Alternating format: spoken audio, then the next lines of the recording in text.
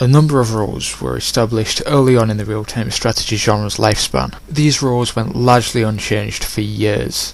With each new RTS game came a bunch of new things, but in most cases the old rules were never touched. Dawn of War dares to touch them, putting a number of irregular twists on genre conventions that results in a very strong focus on relentless, brutal battles, making Dawn of War by far one of the most playable and exciting RTS games ever made.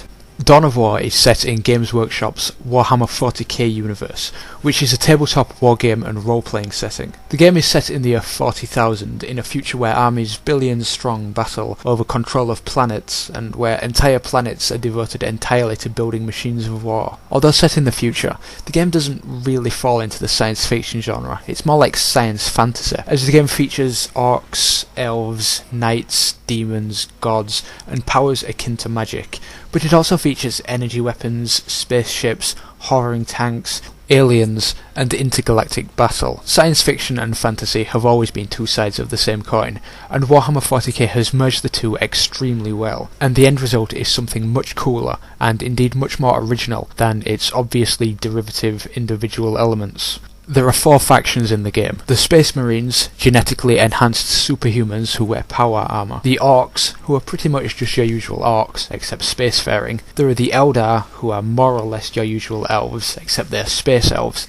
And there are the Forces of Chaos, who are corrupted, evil Space Marines. While each army falls into a pretty broad and generic-sounding archetype, not at all helped by my brisk descriptions, each army has its own very unique style and personality, mostly thanks to the fact that Warhammer 40k's universe and factions have been in development for over 2 decades now.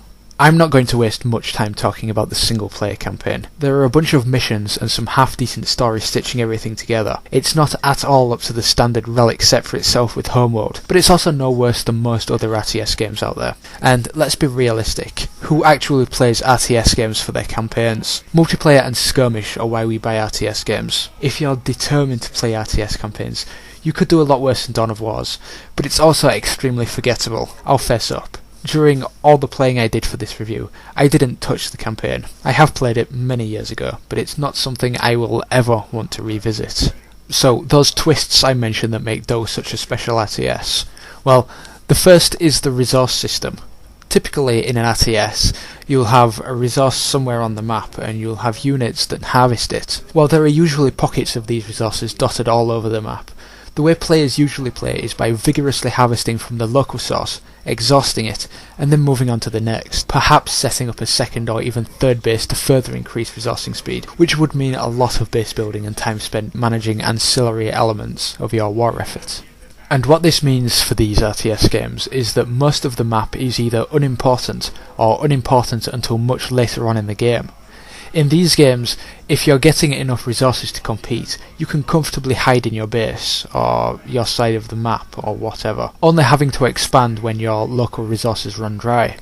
Dawn of War is fundamentally different. Rather than pockets of resources like ore or crystals, Dawn of War has control points similar to those seen in territory control game modes of first-person shooters like Battlefield. As far as I'm aware, this idea was first, and at least until DOE, only used in the Bitmap Brothers' Z, the best RTS game no one played. Capture one of these points and your resource rate increases. There's no harvesting, there's no collection units to micromanage, you just have to hold the point to get the extra resources. This means 3 things. Firstly, it makes map control absolutely vital, which means aggressive play is rewarded, so there will be no turtling in DOE. Not for long, anyway. If you're turtling, your enemy is free to take control of most of the map, will have more resources, and will overpower you. Secondly, it means you'll very quickly find yourself jostling for control of these resource points. Combat starts very early, and as you'll always have very clear objectives that occur naturally, capturing enemy points or defending your own, you'll pretty much constantly find yourself fighting your enemy around these areas. And thirdly, because the resource system is so hands-free, you can remain very focused on the actual combat.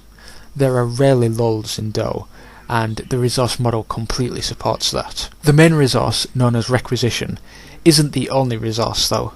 There's also power, which, to compare it to StarCraft, is like Vespian gas. Harvesting is still automated, but power is accumulated through buildings you build at your base. Base building plays a much reduced role in DOE. You start out with your HQ, then you'll have to build a barracks, a tank factory, an armory, and a couple of other buildings like power plants. But that's it. Because of the way the technology tree works, base building is very staggered. You'll put your barracks and a couple of power plants up right away, but that's really all you'll build for at least a few minutes, letting you focus entirely on capturing points and on killing your enemy. Though base building isn't quite as minimalist as more modern RTS games like Company of Heroes or World in Conflict, but it's far more streamlined than most of the RTS games that came before it, and I think it finds the sweet spot. I do like a little base building, which is exactly what Dawn of War has. The other special twist is that the game uses squads rather than individual infantry units, and specifically that these squads can be reinforced indefinitely up to their squad limit, provided you can afford it. In standard RTS games, you'll produce units at your base and send them into battle. While units are still produced at your base in Dawn of War, reinforcements appear right in the squad wherever it happens to be. So if you have a squad of 8 men and you lose 3 in battle, you can rebuild those 3 and they'll appear with the squad. This means you have to deal much less often with the logistics of moving new units into battle. Provided you don't let your squads die completely, you can reinforce them without breaking the flow of battle. This results in battles that last much longer. In a normal RTS, when the battle starts, either one side will run away very quickly or be destroyed in a series of small skirmishes. In Dawn of War, the battle rages on and on as squads are continually reinforced. This will often result in battles that begin around 2 minutes into the game and literally do not stop until one team loses. Dawn of War is the RTS equivalent of a tug-of-war. It's a constant back and forth. And of course, the resourcing and base building systems completely support this. You won't have to keep pulling away from battle to build buildings, to micromanage resources, or to bring new units into battle. And that's perhaps just as well, because Dawn of War's combat is so spectacular that I usually can't take my eyes off it. All of the units look fantastic, and their animations are some of the best in an RTS. Particularly noteworthy are the kill animations, where units will actually interact with each other.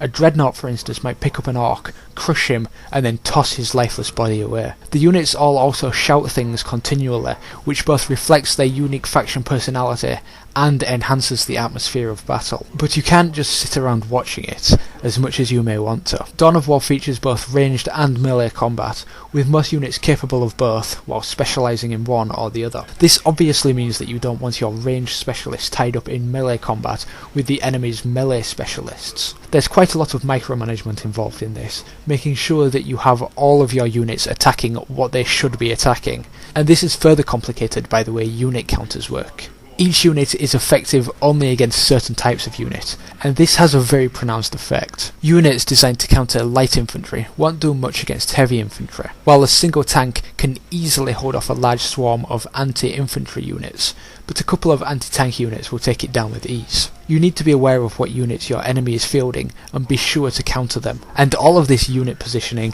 and selective targeting, and let's not forget keeping your squads up to their maximum population. Plus there are things like special weapons that need to be bought individually. Well, all of this adds up to quite a lot of micromanagement. But that being said, Dawn of War might just be the ideal beginner RTS. It lacks the more complex tactical elements of games like Company of Heroes and the Total War series. It doesn't have the intimidating scope of Supreme Commander and Supreme Commander 2, and it doesn't have all the boring resourcing and base building of Warcraft 3, StarCraft, and the numerous iterations of Command & Conquer. I like all of the RTS games I just mentioned to varying degrees, but Dawn of War is definitely the first game I'd recommend for someone new to the RTS, and it's definitely the game I'd recommend for someone looking to graduate up from Command & Conquer, or for anyone who wants a less tactical, more balls-to-the-wall experience than stuff like Company of Heroes and Dawn of War 2. Dawn of War feels like it was made just for me. The Warhammer 40k setting is ridiculously cool. The game is largely infantry based, and the battles are truly brutal. There's very little base building, virtually no resourcing, and the micromanagement is more about unit positioning and selecting targets than it is more fiddly things like clicky abilities. Dawn of War has absolutely everything I could want from an RTS, and it's the only RTS game I've spent any real time with over the last 5 years, and it's the only RTS game I see myself playing for many more years to come.